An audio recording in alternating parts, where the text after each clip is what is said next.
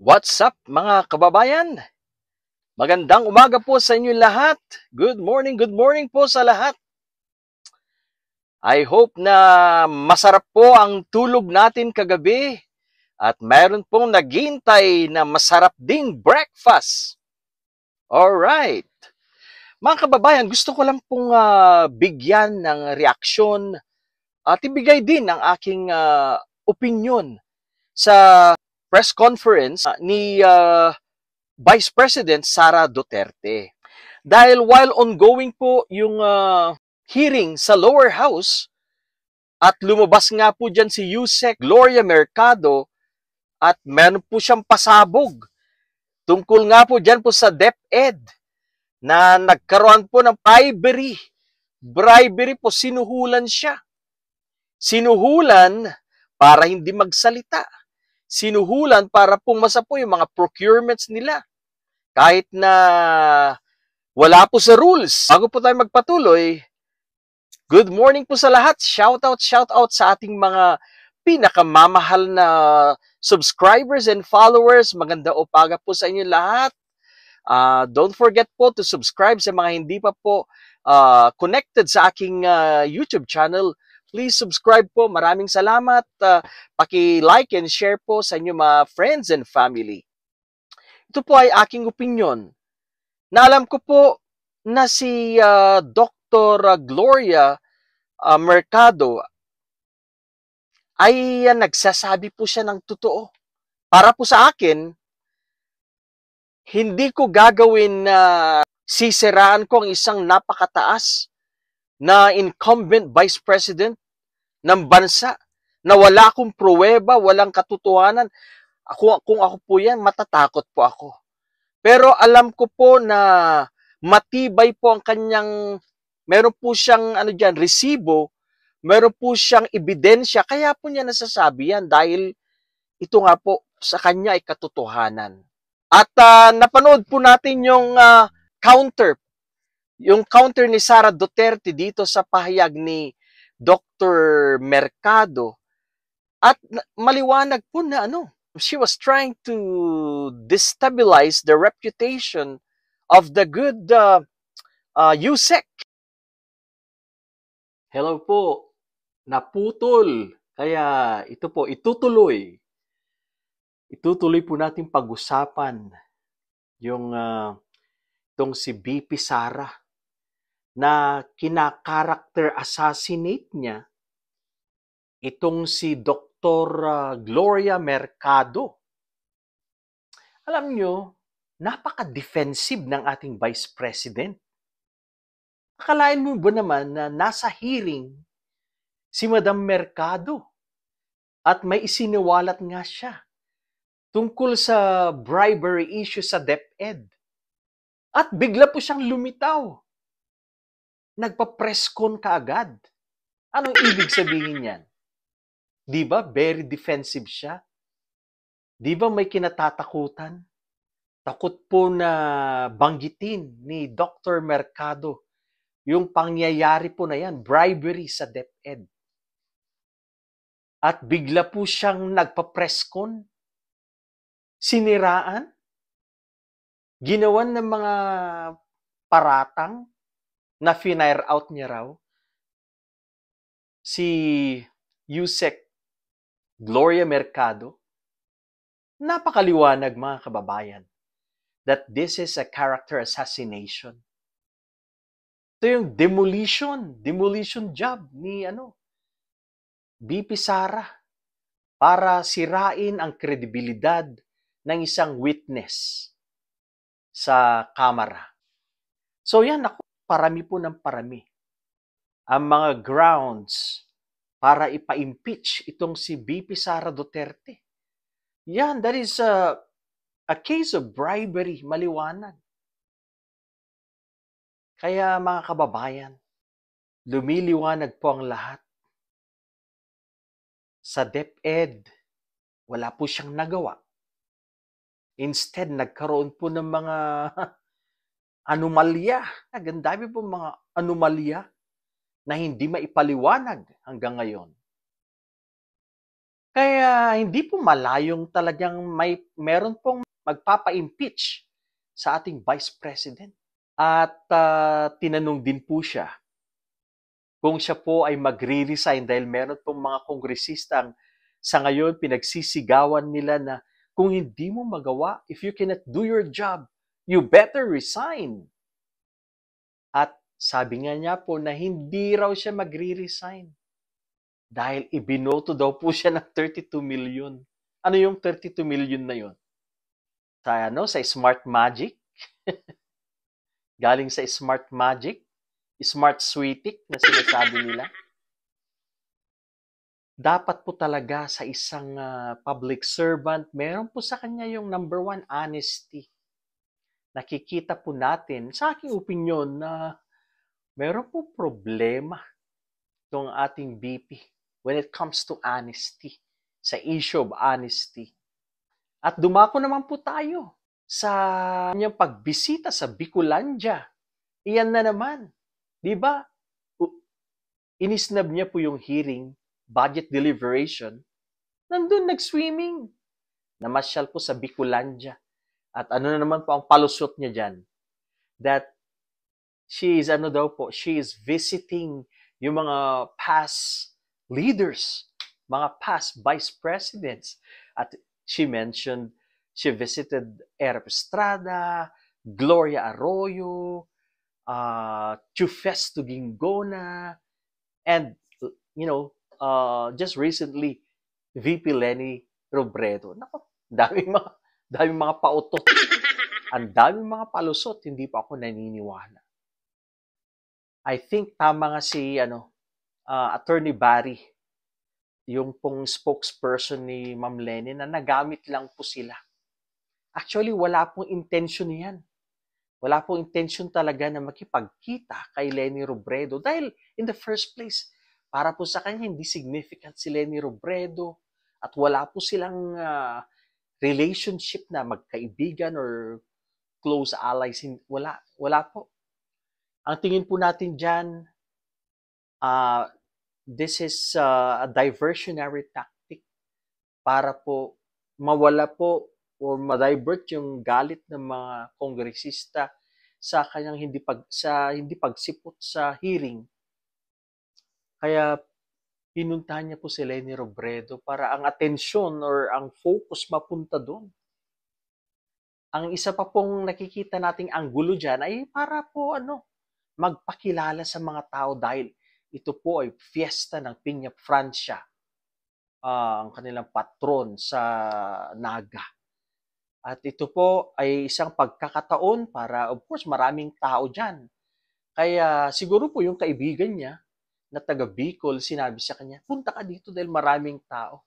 Parang this is your chance to connect with people. Parang ganun po siguro yun. Kaya pumunta po siya doon. Pero yung talagang intentionally na para i-meet ang Vice President, napakalayo po yun. Yung anggulo po na yun na talagang pinuntahan niya si VP Leni Robredo. Wala po yan. Gumawa lang po ng drama para pag-usapan. Yan. So, mga kababayan, talagang punding-pundi na po ang mga lawmakers natin dyan sa Kamara. Dahil nga po sa kawalan ng respeto, pag-isnab sa ating mga lawmakers, sa mga congressmen na miyembro po dito po sa budget deliberation ng OVP. Hindi niya po binigyan ng importansya, napakahalaga po yan. Mas inuna niya po ang pumunta sa Calaguas Island para mag-swimming. Tapos alam niyo po yung mga palusot niya na nag-visit daw po sila para makita po yung situation doon. At nakita nila na may problema daw sa internet, sa tubig, etc. etc. Mga palusot lang po yung mga yan. Tapos nakakatawa po yung sinabi niya na may pupunta na naman kami sa Cordillera, our next trip sa Cordillera dahil merong gusto makipag-meet sa akin. Nako, parang hindi po tama yun na Yung isang tao gusto lang makipag-meet sa iyo, pupuntahan mo. 'Di ba mas tama yung pupunta ka sa isang lugar para i-address kung anumang issue na meron sila o problema. Gano'n dapat, hindi yung may isang tao na na gustong makipag-meet sa'yo tapos pupuntahan mo naman. Napakababaw na rason o dahilan para bisitahin ang Cordillera. Sigurado po 'yan, pangangampanya 'yan. Katulad din po sa sa Naga, pangangampanya na 'yan, indirect way of campaigning. Hindi niya lang po masabi na sa mga tao na, oh, dito po ako na nangangampanya, huwag niyong kalilimutan sa 2020. Mga kababayan, masyadong maaga. Pero itong ginagawa niya po, nakikita natin na inumpisan na niya po ang pangangampanya. Pagpapalakas ng kanyang kampo, pagpapalakas to build her candidacy para po sa 2028 election. Yan po, nakikitang-kita po natin yan. Dahil ang kanyang plan A, nasirain ang Marcos administration para mapasa kanya ang trono, maging siya ang presidente. Malabo pong mangyari yan.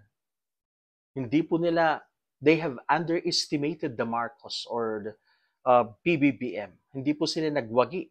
Kaya ang kanyang plan B ay of course manalo sa 2028. Yan po ang basa po natin dyan. Mga kababayan, bumibigat na po, dumarami ang mga grounds, mga posibilidad para ma-impeach ang ating Vice President. Kung siya po ay ipapa-impeach, ako po ay walang tutol dyan. Sinusuportahan lang po natin kung ano yung nararapat at tama para sa karamihan. Nakikita po natin na hindi na po nakakapag-function effectively, efficiently, itong ating Vice President. Kaya kung yan po ang move na gagawin nila, why not? Dahil kitang-kita naman na wala na siyang ginagawang maganda. Wala na siyang ginagawang mabuti para sa bayan. Wala na.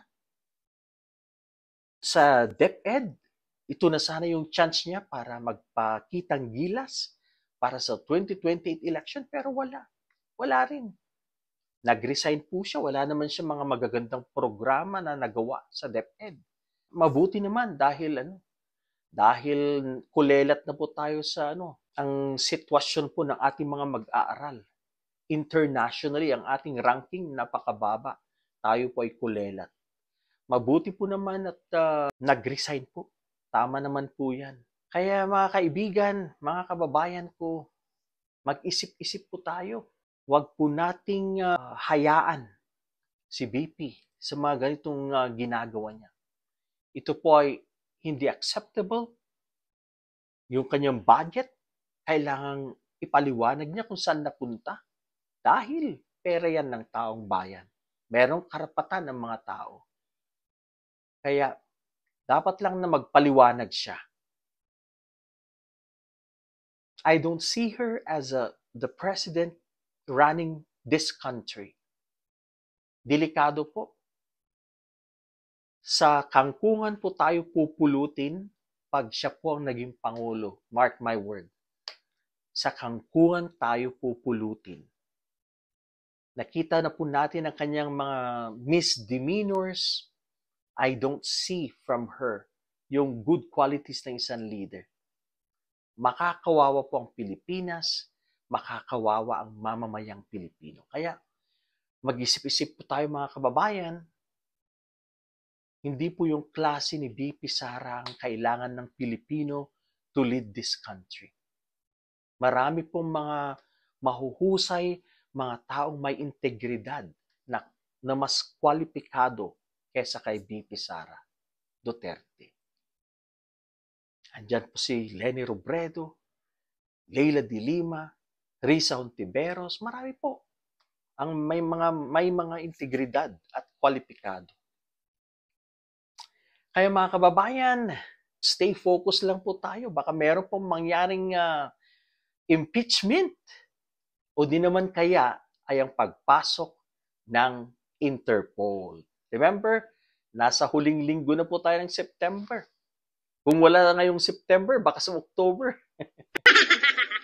It will be a game changer. Totoo po yung sinabi nila na kung na-serve ang warrant of arrest, this will be a game changer. Kung nadakip si former President Digong at siya po'y na-ship sa the Netherlands, wala na. Manghihina na po, mamamatay na po yung pangarap ni BP Sara.